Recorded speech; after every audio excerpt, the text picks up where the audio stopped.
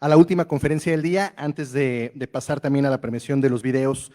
Y queremos realmente, bueno, estamos muy contentos de recibir a un experto en el tema de Machine Learning. Creo que es un tema muy interesante para todos.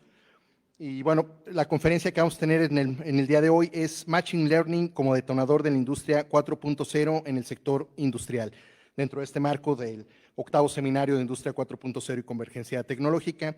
Y para eso vamos a recibir al maestro Gerardo Pérez Duarte Marcoux, quien es asesor de tecnologías de información en el Centro de Innovación en Tecnologías Competitivas.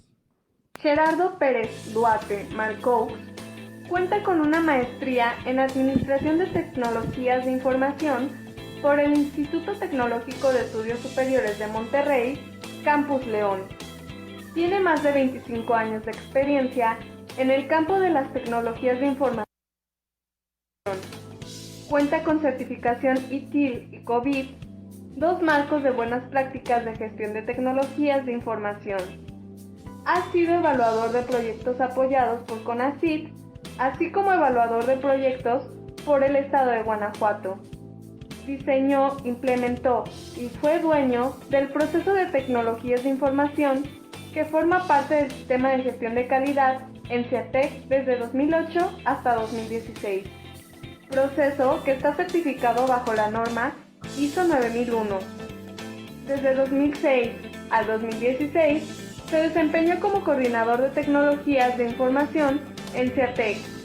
Desde 2017, pertenece al área de servicios para la industria 4.0 en CEATEC, donde tiene a su cargo el desarrollo de tecnología y proyectos con gobierno y la industria. Actualmente trabaja en el desarrollo de nuevas tecnologías de visión artificial que están siendo implementadas en el sector manufactura del estado de Guanajuato. Démosle la bienvenida a la conferencia Machine Learning como detonador de la industria 4.0 en el sector industrial.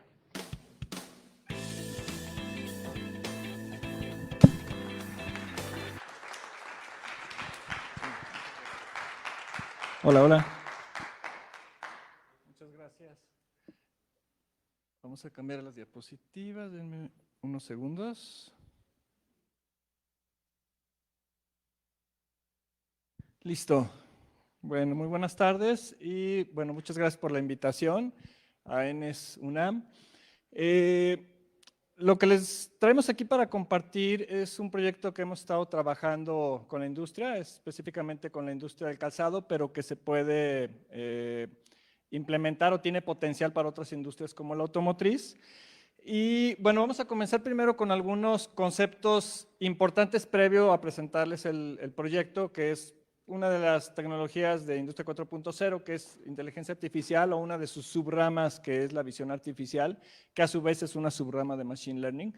Pero precisamente para estar en la misma frecuencia con esos conceptos, vamos a empezar con una breve introducción. ¿Sí? Aquí les traigo una definición, una de las múltiples definiciones que hay de lo que es inteligencia artificial. Es una subdisciplina del campo de la informática que busca la creación de máquinas que puedan imitar comportamientos inteligentes. Y bueno, aquí puede variar de una persona a otra a qué le llamamos comportamientos inteligentes, pero bueno, es parte de lo que ahorita vamos a ir viendo. La inteligencia artificial es una disciplina muy amplia, abarca otras subdisciplinas, y está orientada precisamente a esto que comentamos, que se puedan imitar los comportamientos inteligentes o lo que los seres humanos le llamamos comportamientos inteligentes, muchos de los cuales anteriormente se pensaba que solamente los seres humanos tendríamos capacidad de llevarlos a cabo, y pues últimamente y sobre todo en los años más recientes nos hemos llevado sorpresas de que muchas cosas que considerábamos eran exclusivas del ser humano, como la creatividad. Pues no sé si algunos de ustedes están enterados que recientemente un concurso de arte fue ganado por una inteligencia artificial y hasta donde entiendo los jueces ni siquiera estaban enterados que esa pintura había sido elaborada o creada por una inteligencia artificial. En los inicios de la inteligencia artificial había programadores o investigadores que diseñaban exactamente cuál era el algoritmo o los pasos que tenían que seguir para poder llevar a cabo una tarea que consideráramos inteligente. Sin embargo, al paso de los años se desarrolló una subdisciplina que es Machine Learning, que lo podemos manejar en español como aprendizaje de máquina o el término que a mí me gusta más, que es aprendizaje automático, porque nos ayuda a entender de mejor forma qué significa Machine Learning. Es una serie de técnicas, una serie de algoritmos que en lugar de que los programemos de manera exacta qué tienen que hacer, en lugar de que programemos en un coche autónomo exactamente cómo es que tiene que operar y poner cada una de las condiciones cuando vea ciertos elementos en sus cámaras, exactamente qué tiene que hacer, más bien ayudamos a que, o generamos una serie de algoritmos que aprenden de los datos, detectan patrones y a partir de esos patrones empiezan a imitar esos comportamientos que consideramos inteligentes. Machine Learning a su vez tiene una subrama que se denomina Deep Learning o aprendizaje profundo, que esto ya utiliza técnicas de redes neuronales, algo más parecido a cómo funciona el cerebro humano, no idéntico, pero tampoco tan lejano a cómo funciona el cerebro humano, y que precisamente a través de estas redes neuronales artificiales puede aprender de estos patrones, le damos datos y a partir de esos datos detecta los patrones y empieza ya a generar pues, comportamientos, decisiones, clasificaciones que anteriormente solamente podíamos hacer los seres humanos. Hay una ciencia que es la ciencia de datos que se intersecta con estas técnicas y con estas disciplinas, o el Big Data también. Bueno, ¿por qué el aprendizaje profundo y todo esto de la inteligencia artificial de unos años para acá se ha vuelto tan importante y que ya lo traemos en nuestros teléfonos? Múltiples servicios que utilizamos en Internet, el mismo correo electrónico, las búsquedas en Internet, lo que nos recomienda Netflix al momento de estar utilizando el servicio, ya incorporan muchas tecnologías de visión artificial. Ya algunas de ellas que se tienen en los teléfonos, podemos tomarle la fotografía a un perro y nos dice de qué raza es el perro. Podemos tomarle una fotografía a nuestra piel y a veces nos puede predecir qué tipo de lesión tenemos o qué tipo de enfermedad pudiéramos llegar a tener en la piel. Y lo que ha hecho que recientemente esto esté creciendo y se esté desarrollando mucho o muy rápido es que ya se tienen redes neuronales mucho más grandes, arquitecturas de redes neuronales que tienen capacidad de aprender nuevos patrones y a partir de esos datos generar redes neuronales mucho más capaces que anteriormente.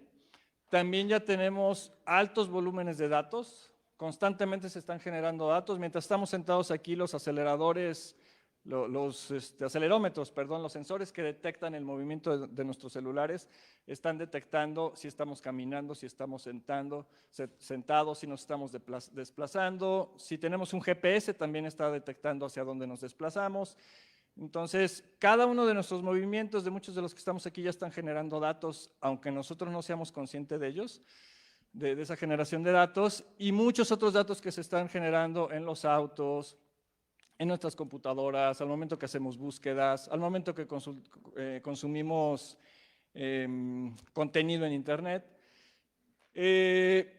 Y también ya tenemos ahora sí mucho mayor capacidad de procesamiento, ya sea en la nube o en computadoras individuales, porque las computadoras de ahora y los centros de datos tienen una capacidad mucho mayor que la que se tenía antes, que nos permite procesar estos datos y permitir que estos algoritmos analicen este gran volumen de datos para que estas redes neuronales puedan aprender, ¿sí? Que es como se le denomina. O se les hace un entrenamiento y ahí es donde realizan una especie de aprendizaje similar al que hacemos los seres humanos.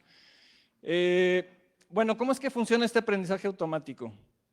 Vamos a poner aquí un ejemplo relacionado con el sector salud, en donde pudiéramos tener una serie de radiografías, ya sea de COVID o de padecimientos del corazón o de los pulmones o diversos tipos de padecimientos. Y bueno, tradicionalmente los médicos especialistas en cada uno de esos tipos de enfermedades hacen una clasificación y determinan cuáles de ellos tienen alguna mayor o menor probabilidad de tener algún tipo de enfermedad. Este tipo de datos ya están, cada vez estos datos ya son más existen de manera digital, es decir, anteriormente estábamos acostumbrados a que nos daban nuestra placa, nuestra radiografía en físico, y cada vez es más común que se maneje de manera digital desde origen, es decir, no tengamos que hacer un proceso de digitalización, y se almacenan en medios electrónicos ya clasificadas esas radiografías, y nuevamente son datos que ya están preclasificados y que de alguna manera ya se determinó cuáles tienen un patrón que tiene que ver con cierto padecimiento y cuáles otros no tienen ese patrón. Si estos datos ya preclasificados como parte normal de la operación de un hospital o de la manera de trabajar de un médico, se los entregamos a un modelo predictivo que tiene una red neuronal diseñada para analizar imágenes, nos permitiría generar precisamente un modelo predictivo, un modelo que esa tarea de clasificación que realiza el médico de alguna manera manual, que está limitada por el tiempo que tiene para atender a cada uno de los pacientes, al meterlo en un modelo predictivo que ya encuentra cuál es el patrón que diferencia los que tienen el padecimiento de los que no lo tienen, nos permitiría posteriormente que incluso en un teléfono, con solo fotografiar una radiografía, pasa por este algoritmo que de alguna manera ya tiene embebido el conocimiento de esos médicos, porque ya aprendió a partir del conocimiento de esos médicos. Es como si estuviéramos transfiriendo el conocimiento de los médicos a una computadora, donde el médico ni siquiera tuvo que explicarle al software o a algún programador qué es lo que se tendría que buscar en esas imágenes. El software aprende por sí mismo qué tienen en común todos los que están clasificados con ese padecimiento y qué tienen de diferente con los que son sanos. Y entonces esto ya permitiría que a partir de ese aprendizaje automático, la computadora tenga la capacidad de hacer este tipo de clasificaciones.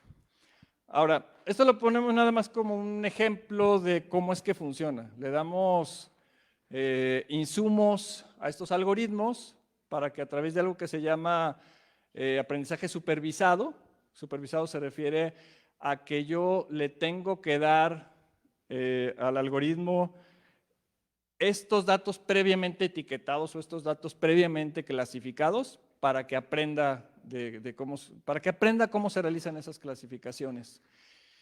En la industria, ya saliéndonos del sector salud y yéndonos a otro tipo de industria, sobre todo a la parte de manufactura, hay aplicaciones de visión artificial que podrían servirnos para medir diversos aspectos en una fábrica, por ejemplo, para contar lo que se está produciendo, para localizar ya sea productos, tener trazabilidad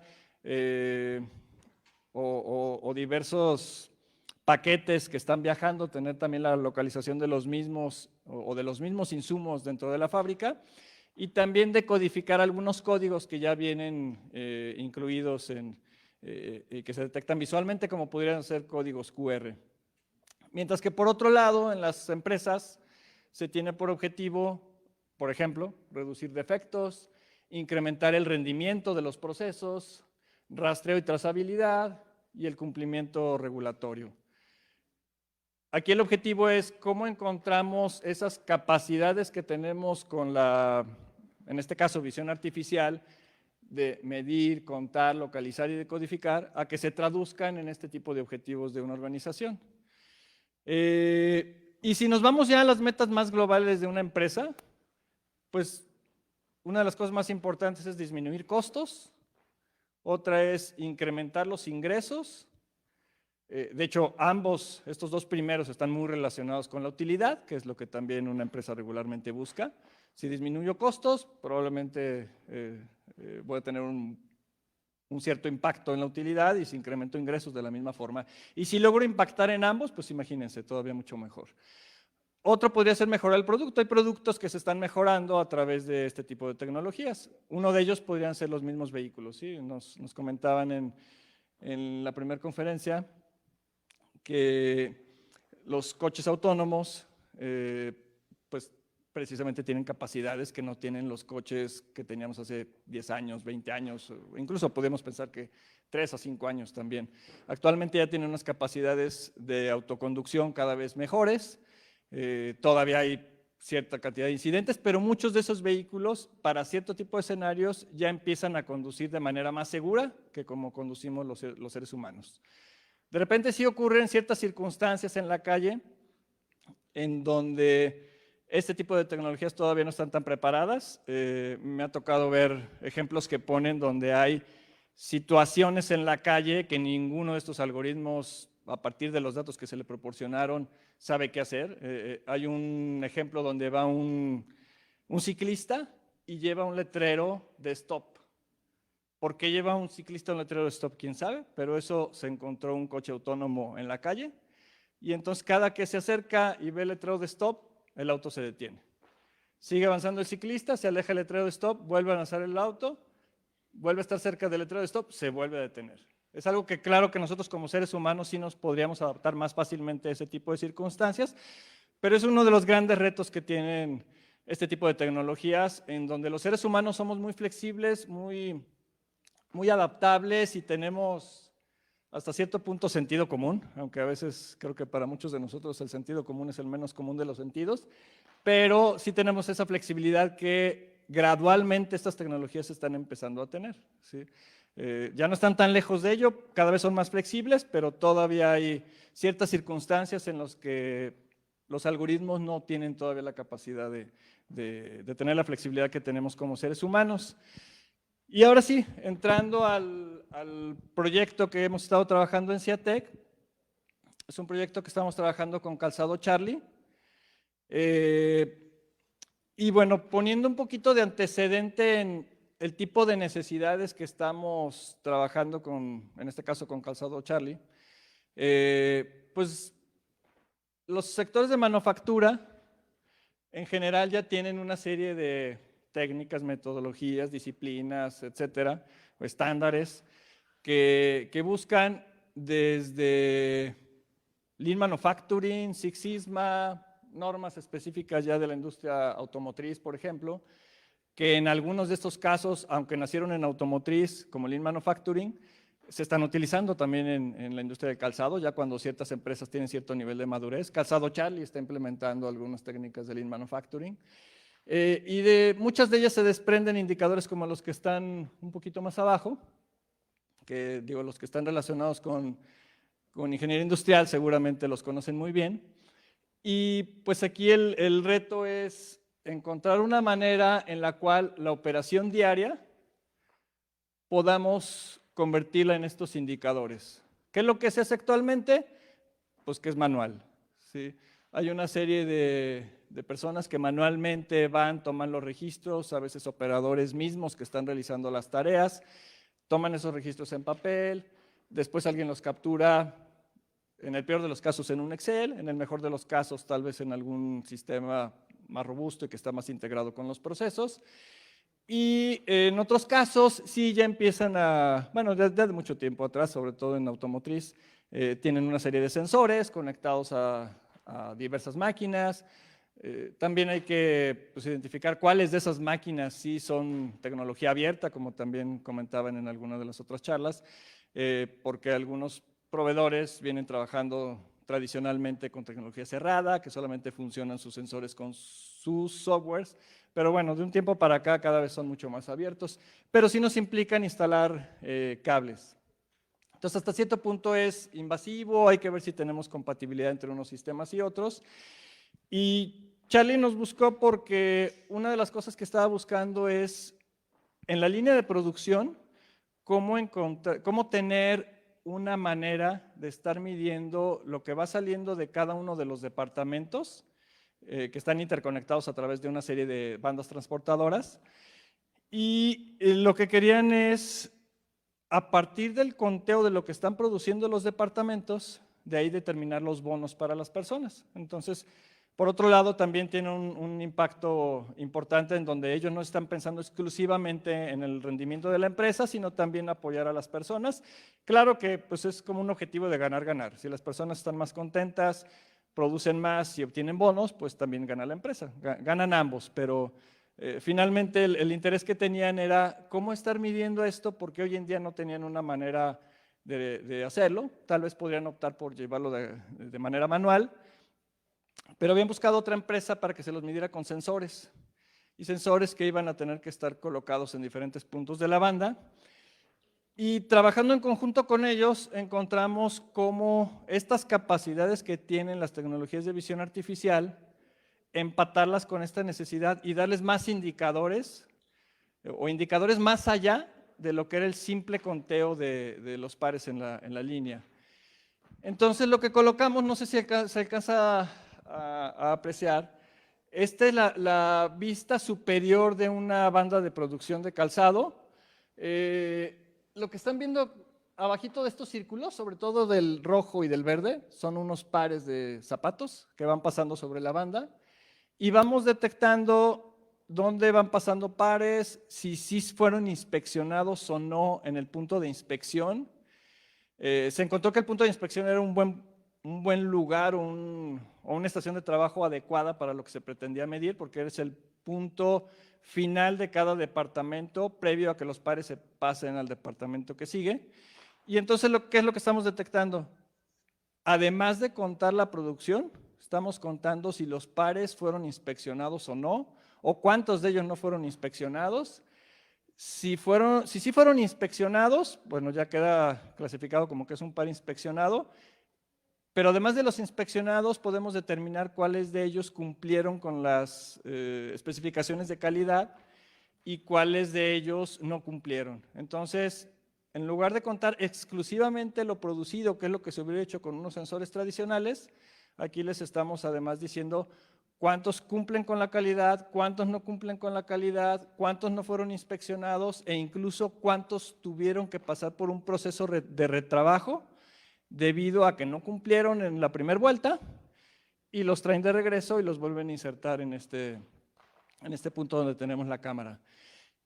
Y además hay muchos otros indicadores que estamos trabajando con ellos, por ejemplo, para medir el tiempo en que se realiza la tarea, para ver si se apega o no al tiempo estándar, porque si lo hace demasiado lento, pues puede tener un impacto en la productividad, pero si lo hace demasiado rápido, puede tener un impacto en el control de calidad.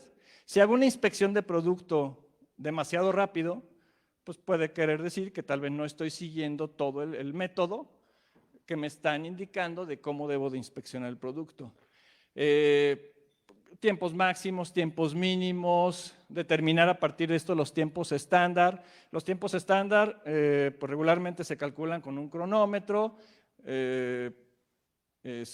inspeccionando o visualizando cómo está trabajando alguien con alguna de las tareas, saco un promedio, pero la persona que estoy midiendo en ese momento sabe que la estoy midiendo. Y es muy sabido que al saber que están siendo medidos, van ellos mismos a modificar su comportamiento. En algunos momentos, bueno, algunos ingenieros industriales me han comentado que cuando están tomando los tiempos, las personas fingen que se les cae una herramienta y cosas de ese tipo, para que los tiempos queden un poquito más holgados y después no los estén presionando tanto.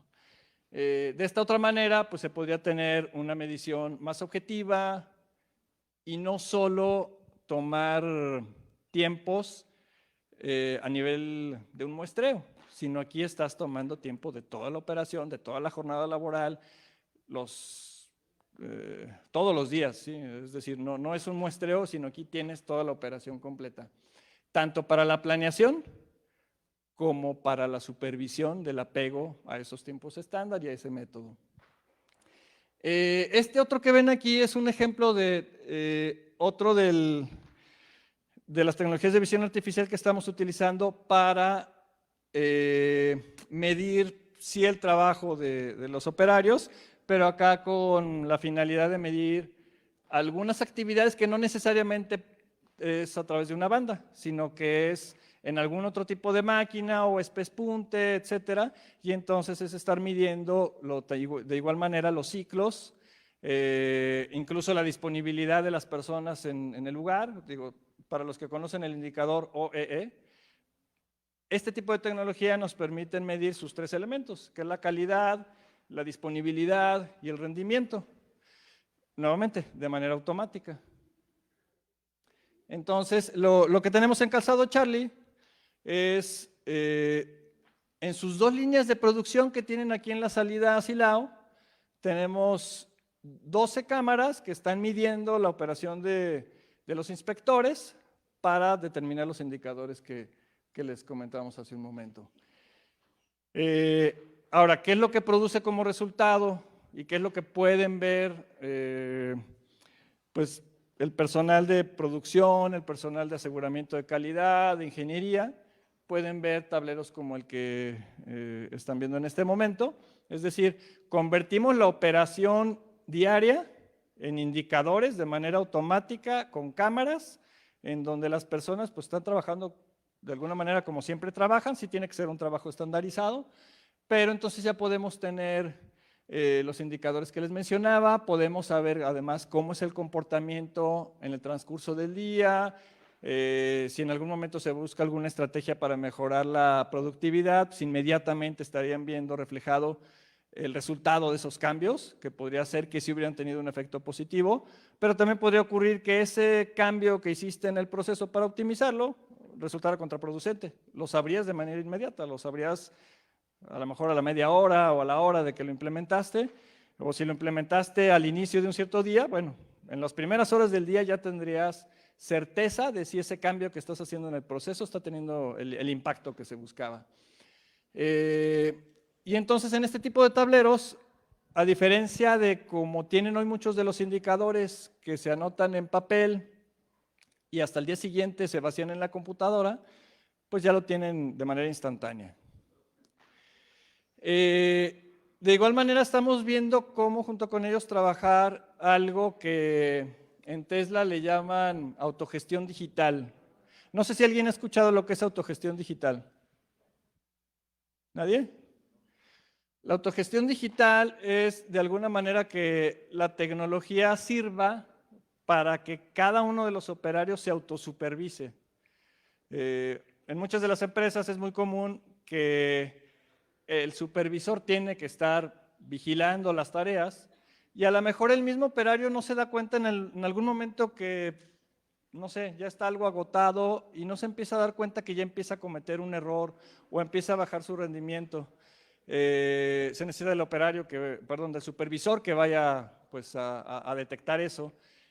Ocurre muchas veces en las empresas que empiezan a salir ya muchos defectos porque empieza a haber un error en la operación y puede pasar una hora donde están produciendo, en lugar de, no sé, una meta que tuvieran de 5% de defectos, a lo mejor se subió hasta 20% de defectos, va avanzando y hasta después de una hora se dan cuenta que ya se acumularon muchísimos defectos, va a haber que retrabajar, va a retrasar el pedido y con la autogestión digital pudiéramos, que es lo que se está buscando en este proyecto, que lo que se está detectando aquí del lado derecho en el punto de inspección, ahí mismo ya estemos ayudando a esta tecnología a que se etiquete qué defecto fue el que se encontró en cada uno de los pares que no cumplieron y esa información ya esté llegando en automático a cada una de las personas que hace esa tarea para que ellos, sin que un supervisor esté de por medio, ellos mismos sepan cuál está siendo el resultado de su trabajo en tiempo real. Entonces esto puede disminuir muchos desperdicios, mucho costo de retrabajos en producción, retrasos en pedidos, y entonces tendrían un diagrama de Pareto donde ya estarían viendo dónde está el impacto mayor, qué tipo de defecto, si se empezó a incrementar, en qué momento se empezó a incrementar, para qué tipo de defecto. Entonces, esto es la autogestión digital, esto es algo que están utilizando, por ejemplo, en Tesla, que en la parte de pintura, sin que alguien tenga que supervisar a los de pintura, pues ellos mismos en automático puedan ver dónde están los defectos. En Tesla están yendo mucho más allá, pero ahorita les platico un poquito de lo que están haciendo en Tesla. Hay varios componentes que tendría un sistema de visión artificial o tiene un sistema de visión artificial para que funcione. Es muy importante cuáles son las características de iluminación. Tradicionalmente tenía que ser iluminación muy estandarizada. Lo que quisieras medir tenías que encerrarlo en una como especie de cámara que tuviera la iluminación precisa que necesitas para que pueda funcionar. Sin embargo, en este proyecto estamos encontrando que con la misma iluminación y pequeñas adaptaciones a la iluminación, bueno, le voy a llamar ambiental, que tienen en la planta, y ambiental me refiero que no es una iluminación diseñada específicamente para esto, sino es la que ya tenían en la planta, unos pequeños ajustes y está permitiendo que podamos hacer estas mediciones. Bueno, se necesitan también lentes, el sensor que es la cámara misma que está conectada a este lente, para la adquisición de estos datos. Estos datos tienen que pasar por una analítica, que ya es el software que realiza todos estos análisis y convierte las imágenes. O sea, imagínense lo que está ocurriendo aquí. El video lo estamos convirtiendo en indicadores de manera automática. Y posteriormente, ya en el tema de lo que es la parte de la temática del seminario, que es la hipercomunicación, pues estamos precisamente hipercomunicando la operación directamente hasta las personas que están administrando la planta de manera automática, en tiempo real, para poder tomar acciones y tomar decisiones lo más inmediatamente posible o lo más oportunamente posible. Y bueno, para bien o para mal, Machine Learning también está entrando en lo que es la toma de decisiones, ¿sí? Voy a poner como ejemplo, me voy a salir tantito de las líneas de producción, de las plantas, pero poner como ejemplo precisamente la diferencia entre los coches tradicionales y los que ahora tienen capacidad de manejarse de manera autónoma. En un auto tradicional, pues es conducido por el ser humano, regularmente nuestra atención va al frente y, a ver si se alcanza a ver aquí, porque no, aquí casi no se aprecia, en los monitores sí. Bueno, aquí está representado, pero casi no lo ven, que al frente es donde principalmente está la atención, nada más que aquí lo tengo con una imagen atenuada, pero tengo más atenuada, que aquí no se aprecia, que pues puedo llegar yo a tener atención al retrovisor del lado izquierdo, al retrovisor del, bueno, al espejo lateral del lado derecho, izquierdo o al retrovisor, pero es una atención parcial, o sea, yo estoy o atendiendo al frente, o al retrovisor, o a los laterales, pero mientras estoy atendiendo uno de ellos no estoy atendiendo a los demás, o de manera muy limitada. Además, WhatsApp y N tentaciones que tienen los celulares, pues afectan aún más a la atención que tenemos como seres humanos. ¿Y qué es lo que ocurre con un coche autónomo?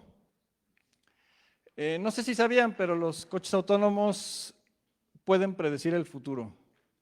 Lo digo en serio y lo digo en broma, es medio capcioso, pero hay videos en YouTube donde van a encontrar autos Tesla que van conduciendo de manera autónoma, a veces autónoma y a veces va conduciendo la persona, pero aquí lo importante es que de repente suena pip, pip, pip, y 3, 4 segundos después hay un accidente. Predijo que iba a haber un accidente. Pudiera pensarse como si fuera como magia. La verdad es que predice accidentes igual que los predecimos nosotros. Si tú de repente ves un auto que va a una cierta velocidad, va en condiciones, va en trayectoria con impactarse a otro auto, que su velocidad y su trayectoria del otro auto los lleva a un mismo punto, pues como seres humanos podemos predecir cierto tipo de accidentes. Aquí el tema es que algunos de esos accidentes, tú ves el video y aunque ves que predijo el accidente, vuelves a ver el video y dices, pues para mí como ser humano no era obvio que iba a haber ahí un impacto. ¿Por qué? Porque estos vehículos tienen sensores de muchos tipos, mucho más precisos, con mayor capacidad de atención, no se cansan y de alguna manera esa capacidad que tenemos los seres humanos, las máquinas pues, están pudiendo superarnos en el sentido de que tienen una percepción más completa de lo que está ocurriendo en el entorno, más precisa de lo que está ocurriendo en el entorno, y entonces sí pueden predecir accidentes que nosotros como seres humanos no podríamos predecir que van a ocurrir. ¿Y qué es lo que hacen? Automáticamente toma la decisión el auto de bajar la velocidad cuando para ti como ser humano no te queda claro por qué está bajando la velocidad si no ves nada que esté ocurriendo en ese momento y el accidente ocurre varios segundos después. Además, las computadoras no se están distrayendo, no tienen la tentación de estar usando WhatsApp, Telegram o cualquier otra cosa que esté en el celular. Y pues es 100% atención sin descanso. Pero además de eso, lo que cualquiera de nosotros aprendemos como conductor puede ir mejorando nuestras habilidades de cada uno de nosotros en lo individual. Pero este tipo de autos, nuevamente regresando a la hiperconectividad, están conectados, muchos de estos, especialmente pongo el ejemplo de Tesla porque es uno de los más icónicos para estos desarrollos, están enviando constantemente información al proveedor, procesan las imágenes, procesan por dónde están conduciendo, procesan qué decisiones tomó el ser humano en algún momento, o si el ser humano incluso corrigió el volante porque el coche autónomo no estaba haciendo algo de manera correcta, lo procesan en sus servidores centrales y a partir de ello, ese aprendizaje de ese auto se despliega a todos los demás y el aprendizaje de otro auto se despliega a cada uno de los otros.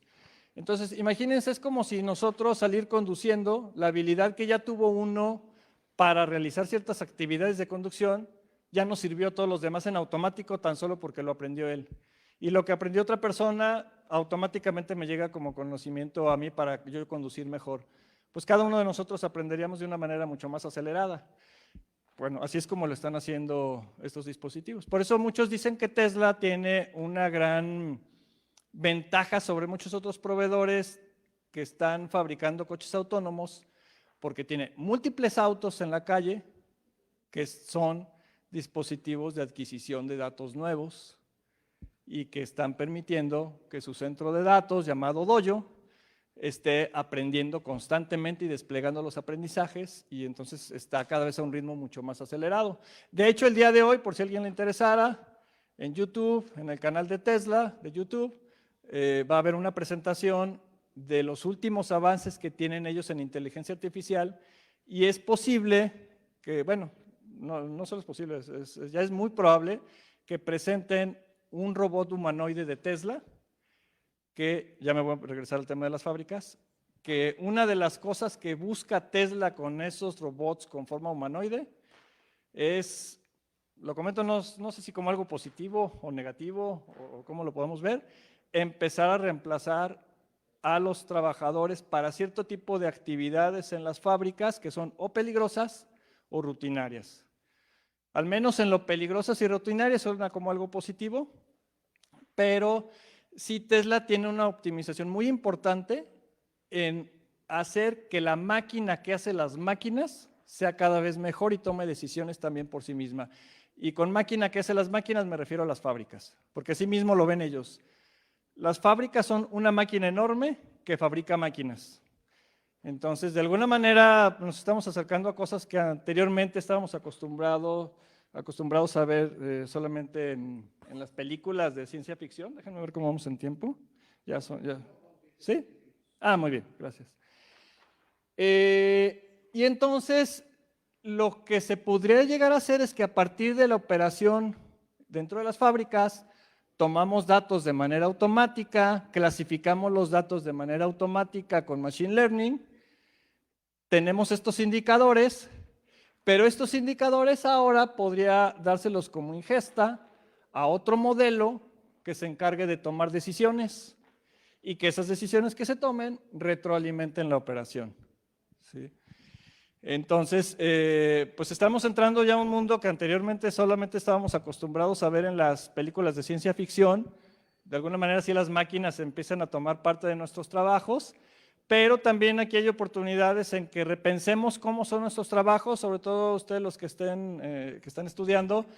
Seguramente cuando salgan, muchos de sus trabajos ya van a estar impactados de una u otra manera con tecnologías de inteligencia artificial que no necesariamente tienen que sustituirnos, sino pueden ser nuevas herramientas que nos sirvan. ¿Sí? Los ingenieros gráficos, por ejemplo, fotógrafos, están muy acostumbrados a pensar, pues es que estas tecnologías nunca me van a sustituir porque la creatividad que yo tengo nunca la van a poder tener las máquinas. Bueno, han salido ya, de hecho este año, muchos modelos de inteligencia artificial que incluso le puedes pedir una fotografía de un cierto tipo de alimento en un restaurante con ciertas condiciones de iluminación y te genera una fotografía. No busca una fotografía en una base de datos. Te genera una fotografía que tú la ves y juras que es una foto que alguien la tomó, pero ya no contrataron a un fotógrafo para esa fotografía, que incluso, ahorita se me fue, creo que Cosmopolitan es una revista que ya en su portada sacó una imagen, ya no fue diseñada por un diseñador gráfico, fue diseñada por una computadora y sencillamente le pusieron el texto de lo que querían que apareciera en esa portada. Es la imagen de una mujer con un traje espacial y que, pues esos son diseños creativos que asumíamos que solamente los seres humanos podrían hacerlo. Bueno, igual en las fábricas empiezan a sustituir actividades, pues sí peligrosas, sí aburridas, pero entonces como seres humanos tenemos que ir buscando cómo es nuestra interacción con estas tecnologías para que pues hagamos sinergia. Quería de hecho aprovechar para comentarles esta imagen de aquí y esta imagen de acá. Digo, aquí a lo mejor no se ven muy igual que como los veo acá por el proyector, pero si los vieron aquí en la computadora se ven como una fotografía. Y no son una fotografía ninguna de las dos. Le pedí a ese algoritmo que les acabo de comentar que me generara una imagen de una fábrica de calzado, que me generara una fotografía de una fábrica, me generó las fotografías, pero ninguna de esas dos es una fotografía real. Y ya nada más para concluir, las conclusiones se las leo yo, pero no las generé yo. Las generó GPT-3, que es uno de estos algoritmos que estos en lugar de generar imágenes te generan texto. Hice el experimento de, a ver, voy a ponerle que me genere unas conclusiones para una charla que va a tratar de este tema y ahí le hice un poco de redacción de qué es el tema y le pedí que redactara las conclusiones. Entonces las conclusiones que me sugirió las dejé textuales, no quise hacerle correcciones, de hecho creo que no hay mucho que corregirle. Dice, mejora el control de calidad. O sea, ayuda a mejorar el control de calidad de esta tecnología. Los datos de la operación de una línea de producción pueden ayudar a identificar problemas de calidad en una etapa temprana, lo que permite tomar medidas para corregirlos antes de que se conviertan en problemas más grandes. Yo no lo escribí, yo no lo corregí. Lo escribió un algoritmo de inteligencia artificial. Los demás no los voy a leer a detalle, pero bueno, nos habla de aumentar la eficiencia, de reducir los costos, de mejorar la planificación e incluso de mejorar la toma de decisiones. ¿Sí? Entonces, lo que quiero que noten es que estas tecnologías están afectando a todos los sectores, a todas las actividades del ser humano. Antes pensábamos que iban a ser nada más las actividades más mecánicas y no tanto las que son más intelectuales, pero está convirtiéndose en una herramienta muy potente para todo tipo de profesiones y pues hay que ir aprendiendo. Bueno, yo sugiero que vayamos aprendiendo este tipo de tendencias para que vayamos viendo cómo utilizarlas de mejor manera. ¿Sí? Y bueno, sería de mi parte todo. Muchas gracias.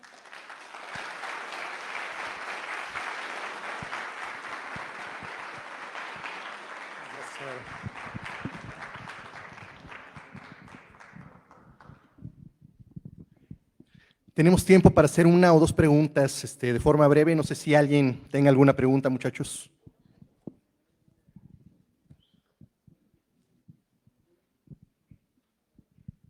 Profesores, todos pueden participar.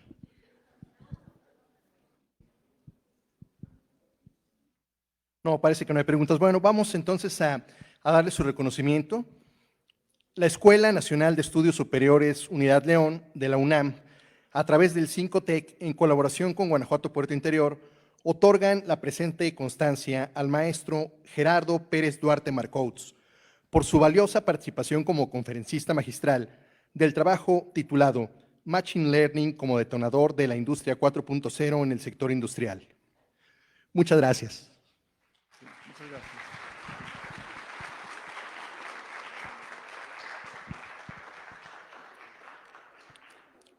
Bueno, a continuación vamos a continuar